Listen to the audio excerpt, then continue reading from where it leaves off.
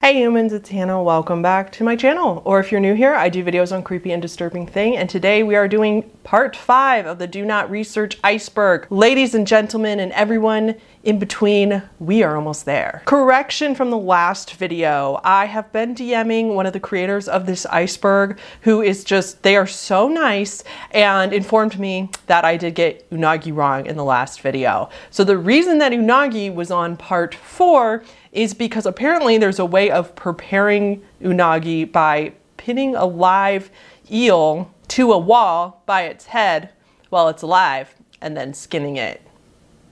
Yeah. Another thing, this part might also be a little bit more censored than the other ones. And I don't mean I'll skip over information. I won't. That'll be about on par as the other ones, but I might have to bleep out more of the words again because YouTube didn't like the last part. I said something in that one that they were like, they did not appreciate it. So I apologize in advance. Before we get into it, this video actually does have a sponsor, a really great one. And so we're gonna do that first so we don't interrupt the actual iceberg, and I will be right back with you guys. This video is sponsored by Bright Cellars. Going through the emotional turmoil of exploring all the dark and morbid crevices of the internet is a lot more pleasant with a little glass of wine. Bright Cellars is a monthly wine club. You take this really quick and fun quiz on their website, and they send you 6 bottles of wine based on the answers to those questions. They send it right to your door, so you don't need to spend 20 minutes in the wine aisle trying to figure out what you want to buy. Unboxing Bright Cellars in itself is an experience. It's like a little Christmas present to yourself because you don't know what you're gonna get. And then the box comes with these really cool education cards about the wine, along with what foods to pair it with. How amazing is that? I personally love wine, but I take pride in the fact that I know nothing about it. Like, I don't know the notes or the essences or the swishing or the sipping or anything like that. Anyway, the cards, the education cards that come with the wine are so helpful, not only for you, but if you were gonna take one of your bottles to a friend's house, say you were invited to a barbecue or something like that, and you were gonna take a bottle of wine to the host's house, you could bring that card with you so the other people at the get-together could read about the wine that they're drinking, or you could even make an appetizer based on what's suggested on the card and bring the appetizer with the wine, and whew, you'll be belle of the ball. Right now, with you, I'm going to try this one. It's a Ziegelt. There's the card that it comes with, and there is the back. It says it's cherry, raspberry, red currant, and anise. It has the alcohol level, the profile, what temperature to serve it at, and then pairings: hard Italian style cheese, portobello cap pizza, and it shows where it comes from. Oh, Austria. It's from Austria. Duh. Okay, that's why I can't say any of the words. There we go.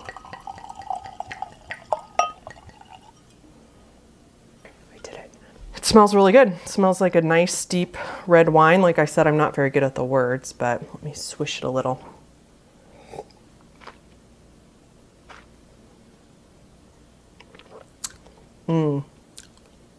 It's really good. It's very, very rich. Oh man, that's gonna make filming a lot more pleasant. Just a couple sips. Thank you again so much to Bright Cellars for sponsoring this video. Right now, Bright Cellars is giving 50%. That's right, 50, that's half off of your first 6-bottle box. You can click the link right below this video in the description to get started. I will also put it in the pinned comment for you guys. It is very, very helpful to have sponsors like Bright Cellars support my channel so that I can continue to make all this free content. So without further ado, let's get into it. We are starting off with another PSA. This is a AIDS is no picnic PSA. I will show some pictures of this PSA here, and I will link the full thing down below if you choose to watch the full thing. I mean, the PSA shows a man, he's covered in lesions. He's like super thin, appears to be struggling to breathe, and then he can barely get out of bed at the end. And then at the very end, the PSA is, and you think it's hard to get out of bed to get a condom, prevent AIDS. please use condoms. This PSA was made in the USA and it's from 1997, and that's about all we know. It remains a mystery who actually made this, like what company made this PSA, and if it was a real PSA that was actually distributed or if it was some sort of weird like hoax kind of thing. It's pretty creepy, but also, as we know now, fear-based PSAs such as this one don't typically work. This format of PSA is just going to shame people that suffer from AIDS and just stigmatize it more. So doing more harm than good there, but Addison Cain. Addison Cain is an author. She's known for writing dark erotic fiction. She is a huge fan of the Omegaverse, which is this fan fiction trope. I'm gonna let Lindsay Ellis explain what exactly Omegaverse is from her video. These stories are characterized by alternate human societies, which are divided into a dominance hierarchy like wolves, but not like real wolves, more like that study that divided wolves into alphas and betas that was later debunked by the guy who did the original study. So it's based on like bad wolf science. These societies contain alphas, the dominating alphas, the big boys, the dick swingers, the betas. Despite its current common use as a pejorative for a submissive man, betas in ABO are neutral. They're like the normies. Like sure, they will do the do, but they don't go into like uncontrollable pheromone rages at the smell of an Omega's heat cycle. Speaking of which, Omegas, the submissive, the soft boys, the seducees who find themselves drawn to the shitlording of alphas because their pheromones or whatever.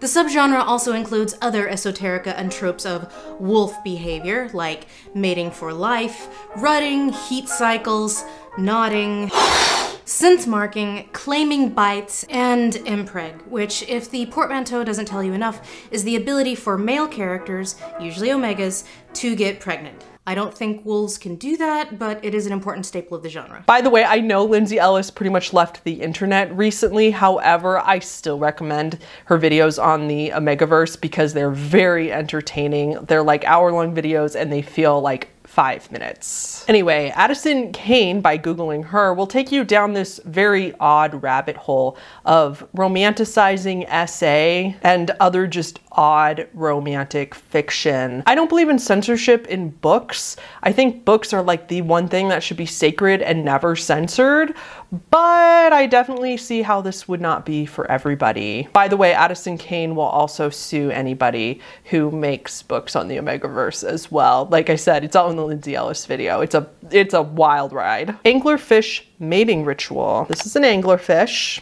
They aren't that cute. Some species of anglerfish mate by doing something called sexual parasitism. The males of this particular species have these huge eyes and these huge nostrils so they can smell the pheromones of the right species of female anglerfish. And then when they're close enough together, his big eyes helps him see her, and she also has this little luminescent bulb thing that lights up for him. Seems very romantic so far. It's actually pretty hard for this little guy to find a female to mate with, but when he does, he bites her. Not in the fun way. On her belly, and they literally become fused together. His eyes and fins will disintegrate, and he will live out the rest of his days fused to the female. He uses his own gills to breathe, but he will do everything else through her, feed off of her blood. And when she's ready to spawn, she will use the endless supply of sperm that she now has to do it. Very, very bizarre. Ban jokes BTFO. So I'm about to explain this as best I can, but possibly very poorly since I am not a gamer, so forgive me. But evidently in 2020,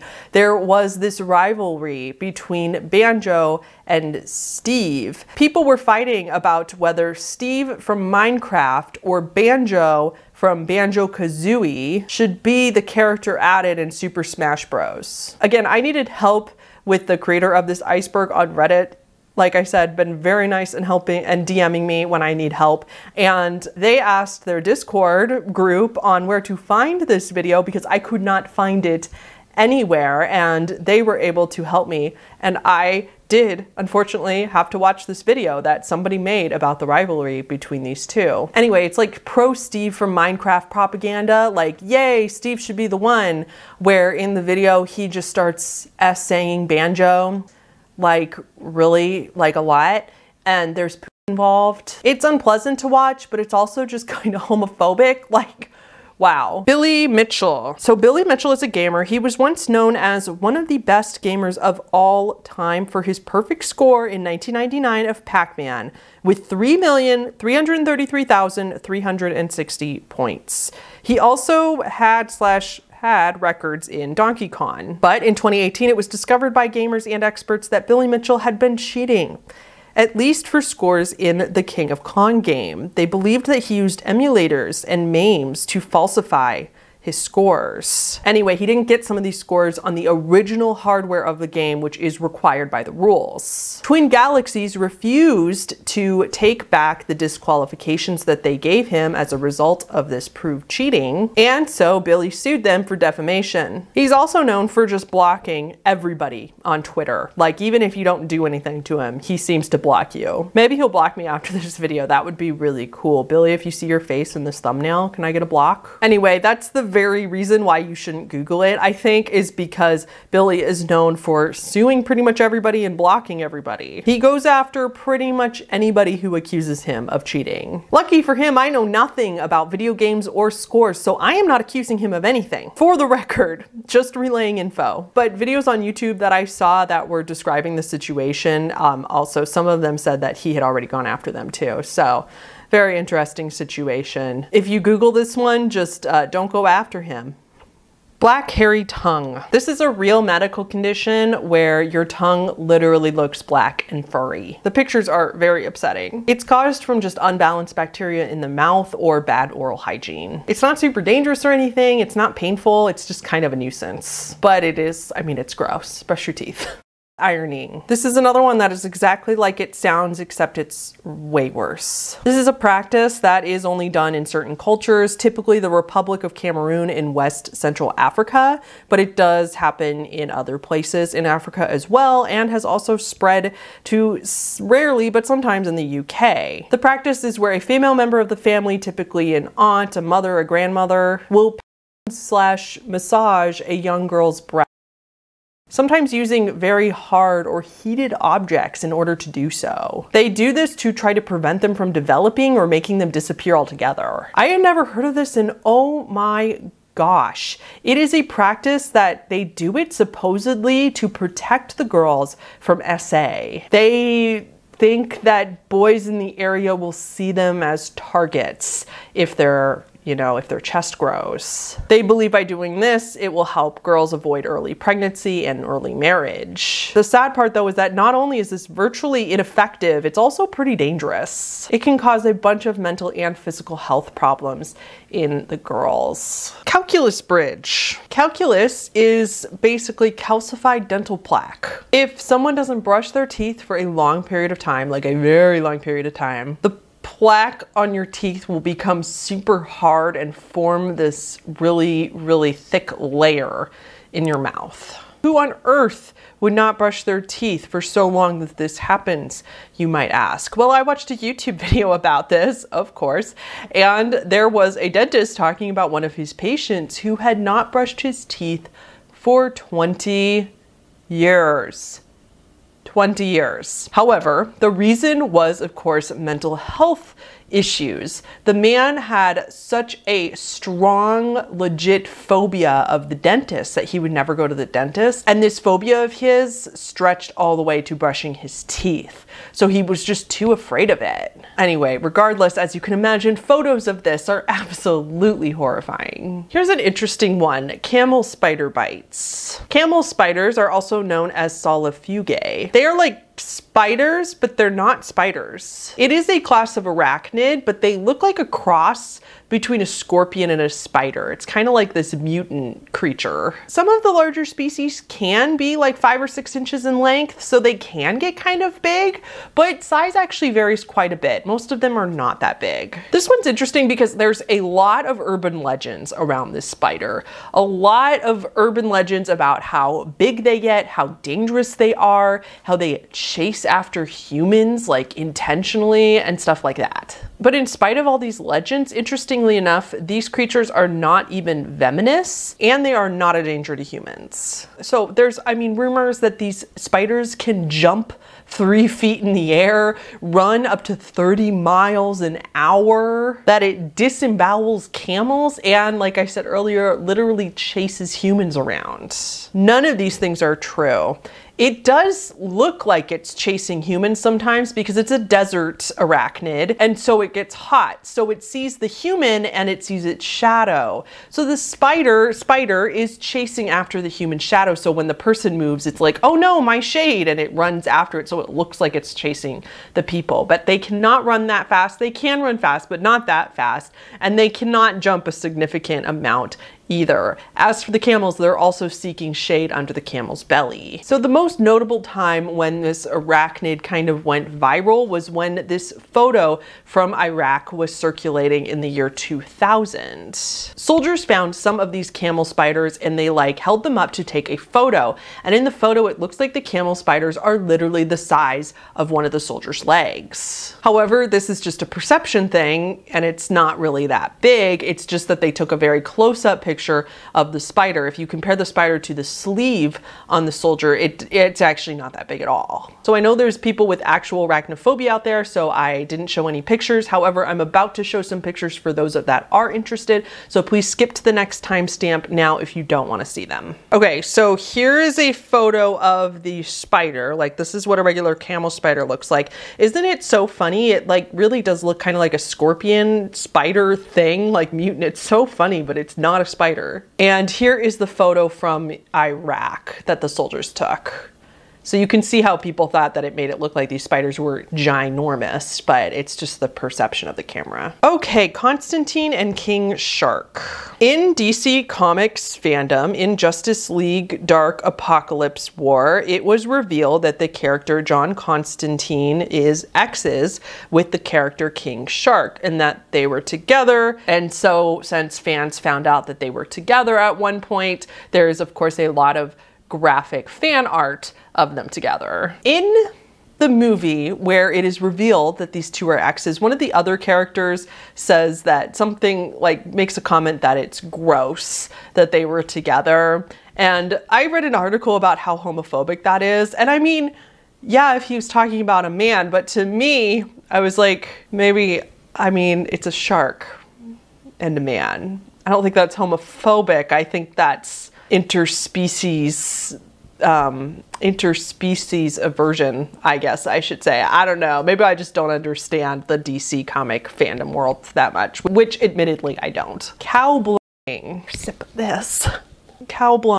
In certain cultures, if the cow is not producing enough milk, there is a method where the milkers have to go out to the cow. Sorry about the censoring, but they blow into the cow's a lot, blow air into it. They get right up into it. Sometimes the other hole too, but usually the V. Anyway, this method makes the cows produce more milk. The photos and videos of this is going to be very unappealing to people that don't live in those cultures, and this is not the norm for them. I don't want to like make fun of it or anything because I don't want to sound culturally insensitive either, because I also know that milk for some parts of the world, like that's a huge source of probably their money, how they make a living, how they feed their children, how they feed their family. So I don't really want to like say anything bad about it, but definitely not something that you probably have ever heard of or were expecting. Dolphin copy pasta. Dolphins have taken a very surprising role in this video series. This is a copy pasta. We've talked about copy pastas before. Someone, somewhere, wrote a very detailed and graphic description of how, when, and where to have sex with dolphins, male or female. I have said it before in this series and I will say it again. Animals cannot consent to that. No one can change my mind about this. I think it's weird that there's BC apologists out there. If the other party cannot consent, it's not. People that believe animals can consent to this are liars. Plain and simple. I don't like this and I don't understand. I will die on this hill. If you noticed, I blocked out the name of this next one. And I did that on purpose because I want everybody to have the opportunity to skip it completely.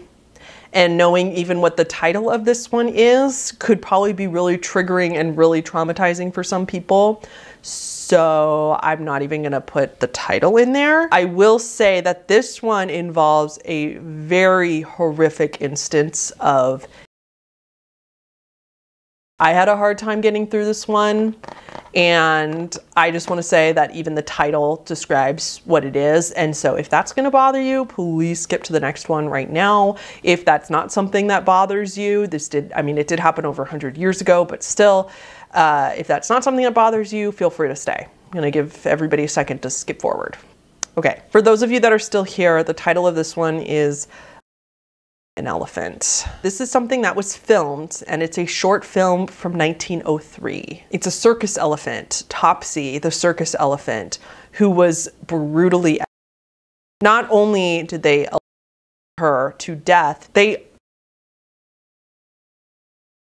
literally just did this because they thought Topsy was a bad circus elephant. I think one time she attacked and possibly killed somebody because they put out their cigarettes on her trunk. How dare this poor animal that was kidnapped from its home react to somebody being cruel to it? I can't go down this one too far because I'll get really, really angry, and I almost started crying just reading about it. And I will be honest, I've been very committed to this iceberg like I've said before, but there are just a couple things that are just a no-no for me. I didn't watch this film. I saw a still from it, and that was plenty. This is one of the few from this iceberg. I think I can recover pretty much from everything on this iceberg, but this is one of the very few that I wish I had never heard about. Okay, it is safe now if you skipped the last one. The next one is more lighthearted.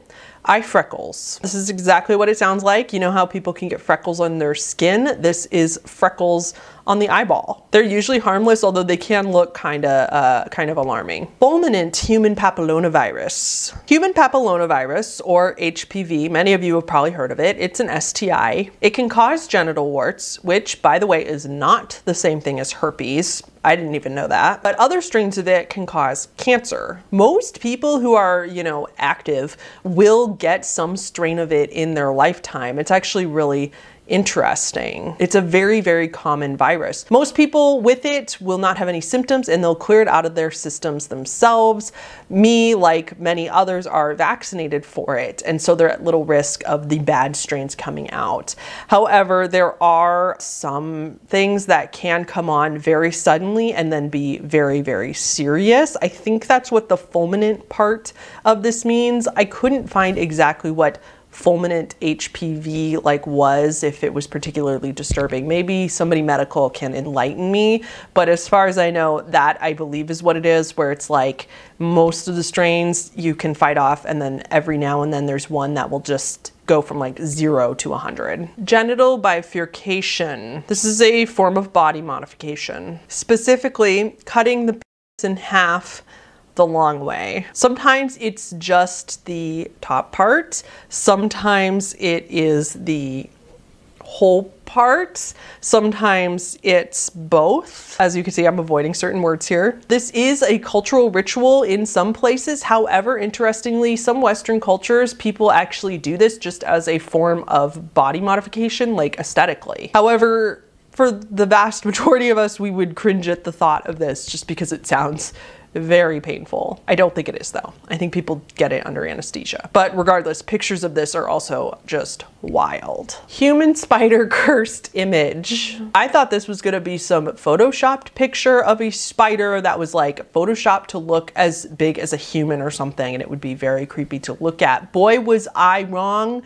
And the reality of this is billion times worse, and I am absolutely convinced that this image is in fact cursed. I don't want to show it in this video because it really just is that wrong, and in case you do believe in curses, I don't want to curse you. However, I don't think words can adequately describe this photo. It's a giant spider, but it's like skin colored. Its legs, like it has 8 legs, but like 4 of them look like human legs and 4 of them like human arms, but they're bent like spiders would be. It has a spider head like on top, but then it has like a human head like attached to the bottom. It's very grotesque looking, like human centipede, except worse almost. So yeah, I'm cursed. I don't know. What about you? If you want to go look at it, that's your choice, but I didn't do it. The jewel wasp. I never thought I would feel bad for a cockroach of all things, but here we are. The jewel wasp, aka the emerald cockroach wasp,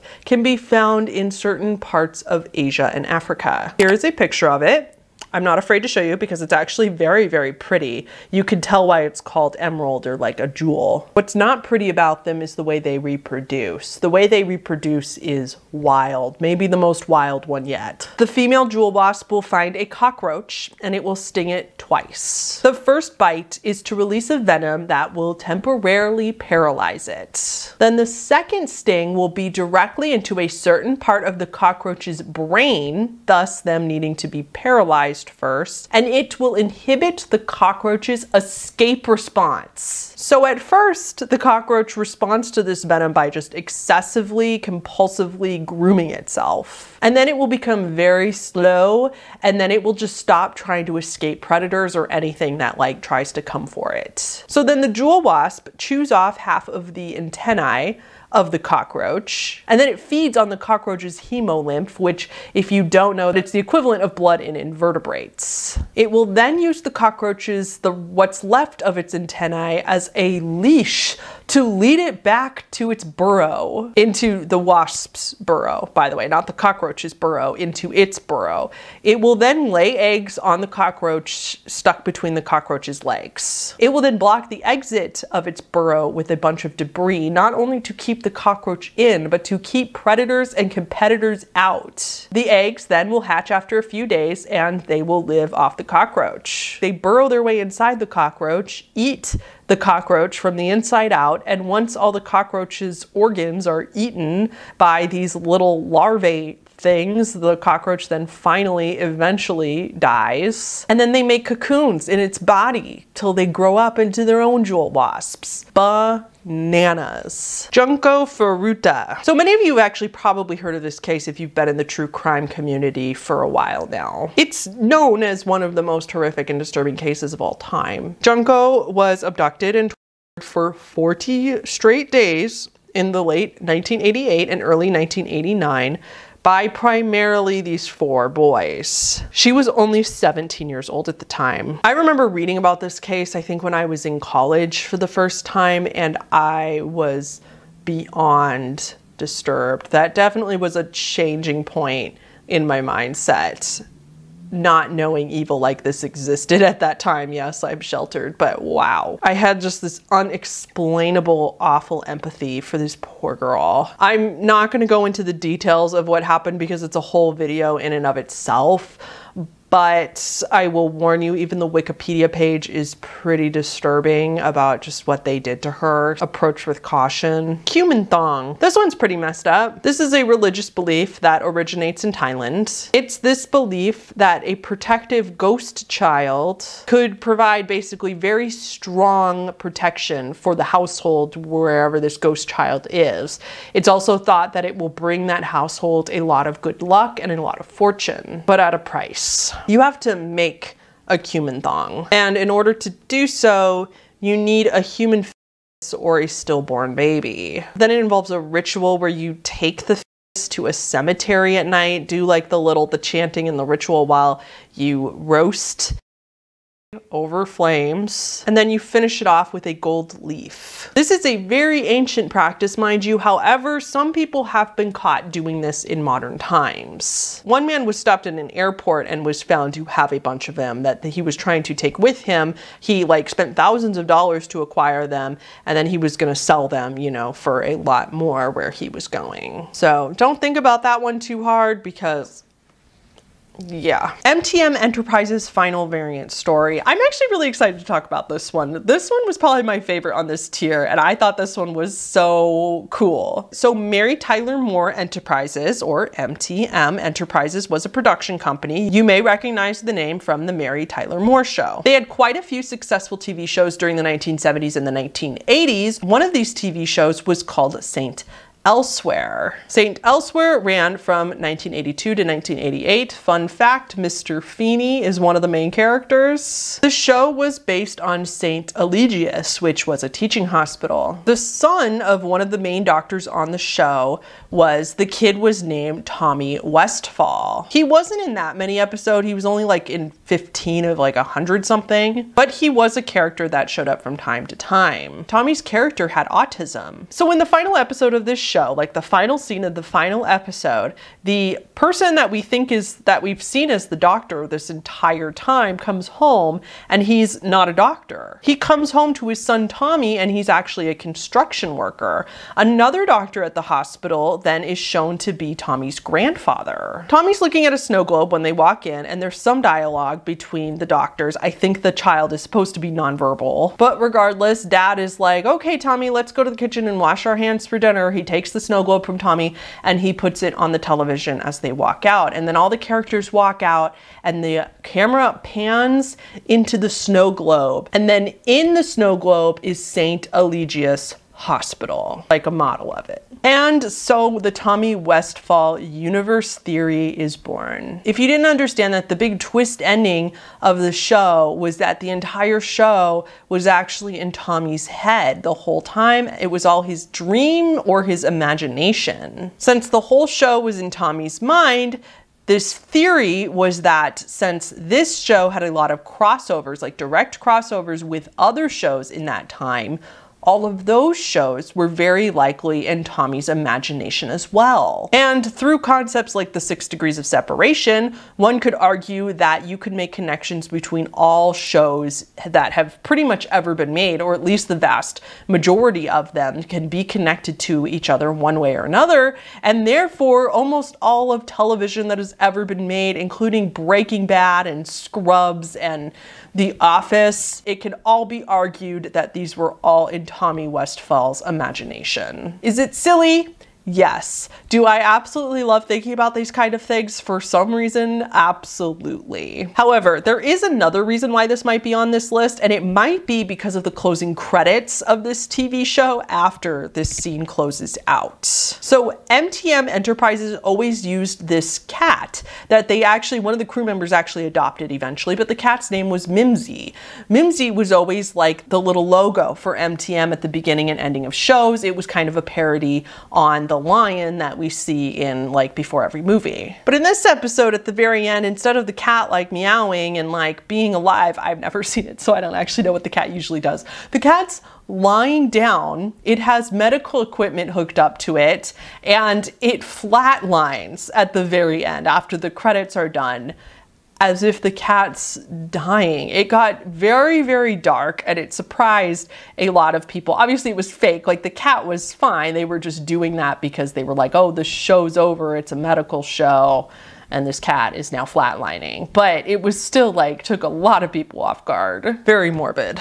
The Mellified Man. This is the alleged practice that people used to self-mummify via honey. So this was actually self-sacrifice because the person ideally had to start doing this before they actually passed away. The person would only eat honey, nothing but honey, all day, every day, and even bathe frequently in honey. The belief was that everything about the human would start to turn to honey, including the blood, human waste, human sweat, etc. But of course, the person does eventually pass away because a person cannot live on honey alone. So the honey person, would then be put into a stone coffin, and the stone coffin would then be filled with honey. Then they would leave the body in there for about a century. Once enough time had passed, the body would then be exhumed and people would sell it. Not like the body as a whole, but like the substance that was left over. It was like the honey person or whatever was like broken up into jars and stuff like that. I don't know, like the substance left over from the body was then sold.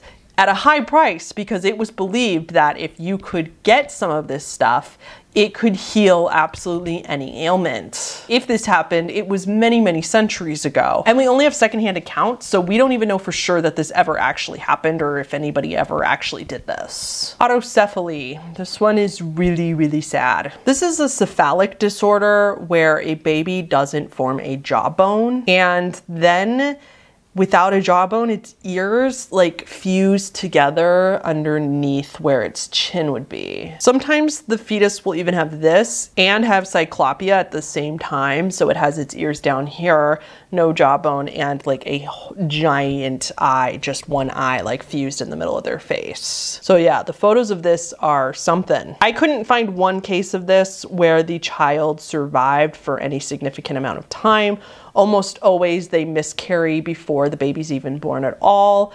If they don't and they do make it to full term, then doctors usually tell the parents that the baby's gonna pass away within a few minutes or within a few hours. It's really, really sad. Penile subincision. This is another body modification one, similar to the one we talked about previously. Again, some parts of Australia practice this as well as Africa. I'm sure people in the United States do this as body modification as well. For some cultures, it's seen as a coming of age ritual. It's when the penis is cut open, but from the bottom, like from the underside, and like they don't cut all the way through it though. It reminds me of when you cut a slit on dough before you bake it in the oven, the photos of it anyway. I don't want to be culturally insensitive yet again because I live a very sheltered and privileged life, but man, oh man, did the pictures of this one freak me out. But hey, you know what? Whatever floats your boat. I don't know if I could say this one on YouTube. I might bleep this one out too, just to be safe. Pressure cooker and backpack. Okay, so for those of you that watch these videos of mine just to get ideas of what to look up on Google and you go immediately Google every single thing that I talk about because you're curious, stop. Don't do it for this one. Nothing interesting comes up, trust me. This actually is not some weird internet rabbit hole. This is just something you shouldn't Google because it could put you on some FBI watch lists. People have been known to make certain things out of pressure cookers and use it for bad things. And you don't want this in your search history, even if you're very innocent and just curious about it. Obviously, I had to Google it for this video and didn't even think about it before I Googled it, because then I Googled it and all the articles were like, why you shouldn't Google this. So yeah, if authorities come after me, I may just have to show them this video to explain all of these things that I have been Googling. And that, yeah. Can you all vouch for me in the comments? I'd appreciate it. Protis syndrome. This is another medical one. It's a very rare disorder. Like, so rare, it's believed that maybe 120 people in the entire world have it. It's overgrowth of the tissue, the bones, and the skin. Pictures of it are alarming if you're not expecting it, but again, it's just like a very unfortunate medical disorder that some people live with. Sylvia lichens. So I did a video on Sylvia lichens like way back when I first started my channel. If you want to watch one of my very old school, most likely cringe, poorly edited videos, you can definitely go watch it. However, honestly, I'm not even gonna lie, I recommend watching somebody else's video on it because it was several years ago that I made that. I was just starting out. It's probably really bad. Regardless, Sylvia is another very, very sad case similar to Junko. She was subjected to absolutely the most unimaginable things, all at the hands of her caregiver. And not only at the hands of her caregiver, but her caregiver then encouraged lots of neighborhood kids to participate and help. Sylvia was so severely that she finally died from this. There's been movies made about this. Online, of course, has lots and lots of details of what she went through. This story, if you didn't know about it and you do choose to go research it, just a warning, it will stay with you forever. Like, it's just real proof that there are actual monsters in this world. The Cleveland Torso Murders. This was a serial killer from the 1930s. This serial killer wreaked havoc in Ohio and has never been identified even till this day. There are 12 known victims, but it's possible that there are more. All of the victims seem to be lower class and poor, and sadly only a few of them were identified. Many of them were just declared Jane Does or John Does. This is because the victims were always, every time, they were often completely as well, amongst other disturbing details, but hence the name having torso in it. There were several suspects over the years, but like I said, nobody has officially been named. Forensics back then just definitely was not what it is today, and it's very interesting to think about if this happened in modern times, this person probably would have been caught. Okay, brace yourselves for this next one, you guys. This one is the strange thing about the Johnsons. You've probably heard about the famous horror film Hereditary, right? What about Midsommar? The very, in my opinion, brilliant director of these films is Ari Aster. I think that Ari Aster is a way of actually scaring people in ways that we've never been scared before. Well, what you may not know about Ari Aster is that back in the day, I think about 2011, he wrote and directed a short film. This film was called The Strange Thing About the Johnsons. I actually watched this film quite a while back because it was on like the disturbing film lists that you see everywhere, and man, oh man, is it a mind fuck. But the good thing about that is that I didn't have to watch it again for this video because I already knew what it was. Spoiler alert, if you really do want to watch this film, I'm about to spoil the whole thing. So the film is about a dysfunctional family where there's this very inappropriate relationship going on with the son and the father. But instead of the usual story you hear, the parent using their position of power to abuse the child, it's the other way around. That's right, the son in this film is obsessed with his dad in the worst possible way. He abuses his father over many years, and there are some very disturbing SA scenes in this little film. It is one of the most bizarre concepts, and I don't think it has ever been done before or will be done afterwards. That's a lie. I mean, I have never seen it done before. I'm sure somebody can find it somewhere where this has been done before, but you know what I mean. That Ari Aster, man. Ari Aster is interesting because I feel like he always has that scene.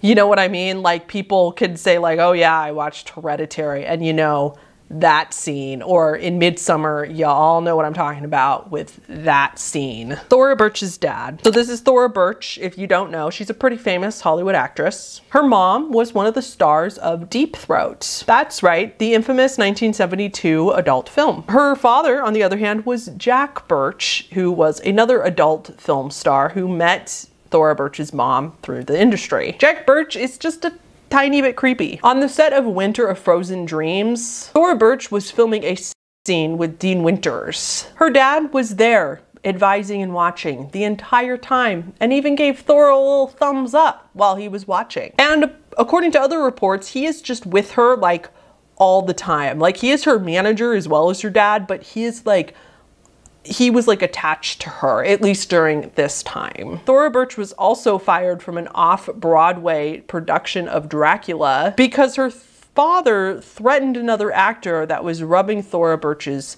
back. He wasn't doing it in a creepy way. He was directed to do so. They were acting. He was doing it for the production. He like freaked out and was like, you better not touch her. Like he's a weird dude. He's just the weird inappropriate relationship going on there.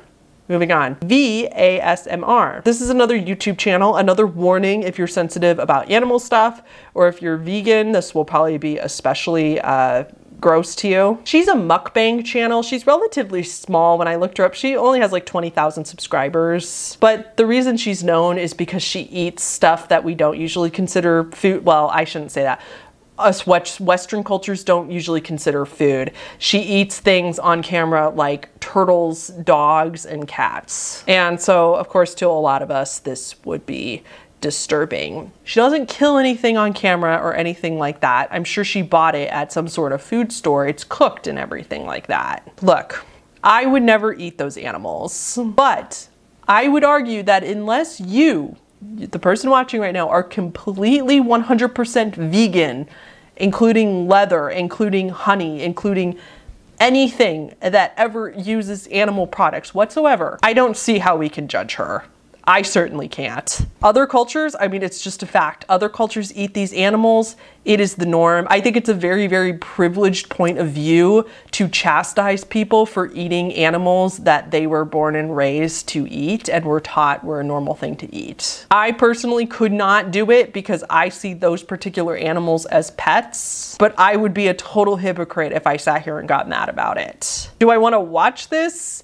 No. But am I any better than she is since I eat cows and chickens and pigs? I don't think so. I honestly don't think anybody can judge her for this unless, like I said, you are 1000% vegan, which I know people exist that are completely vegan. You can judge away. I totally understand. Anyway. Let's change the tone here. Wood Rocket. I giggled so much at this one. I'm very mature. This is an adult film website. They have their own website. They have a page on Hub and they have their own YouTube channel. But of course the YouTube channel is just like interviews with their actors. This is like a genre of I should say. It's very interesting. I had to check this out because curiosity got the better of me, and they're like, it's all parodies.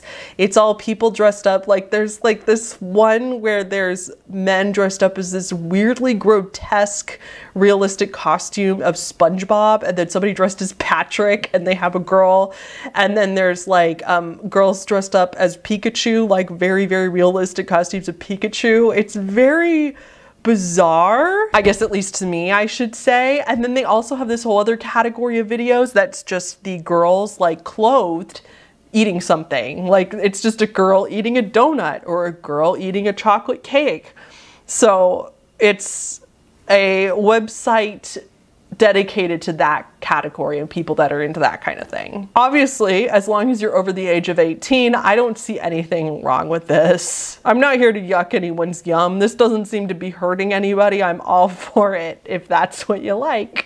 Asubha Bhavana. This is a type of Buddhist meditation. It is the contemplation of the unattractive nature of the body. It is a meditation that can be so strong though. It's advised that inexperienced meditators don't actually try to do this without an experienced guide helping them, at least at first. It's the practice of contemplating 32 parts of the body in order to reduce lust and enthusiasm for the body. It's like a way to disconnect from your own body. If you look this up though, very gory images immediately will come up pretty much everywhere. Like very graphic photos like in the middle of autopsies. And that's because that's like the 32 different parts of the body. Like I think it's helping you visualize to help you with the meditation from my understanding. I think this is also the meditation. Don't quote me on this. I think it might be one related to this, or it is this one where you also focus on death and decomposition in your meditation, which this one can also be so powerful and overtake you so much that it can be really depressing. So it's just kind of a meditation that you have to go with caution. Le Blau is the last one on tier 5. Remember how a couple tiers back we talked about the process of making foie gras and how in order to do that, in some cases, they force feed ducks in order to get their livers all fatty? Well, this is similar, except it's with young human girls. There are some cultures out there that see obesity as a sign of wealth and beauty. And so in those cultures, girls as young as 5 years old, and this can go anywhere from 5 years old to 19 years old, they're force-fed. Again, I could only find evidence of this being in African cultures, some different African cultures, I'm sure not all. And so again, it's like, I feel uncomfortable having an opinion on this because this is just cultures that I know absolutely nothing about. I know here we would consider this, and I think even there, I think they know that it's abuse from what I understand from the little that I read on it, but I think they even know that it's not right. But for them, they feel like they don't, or the mothers of these girls at least, or the families of these girls, they don't feel like they have an option.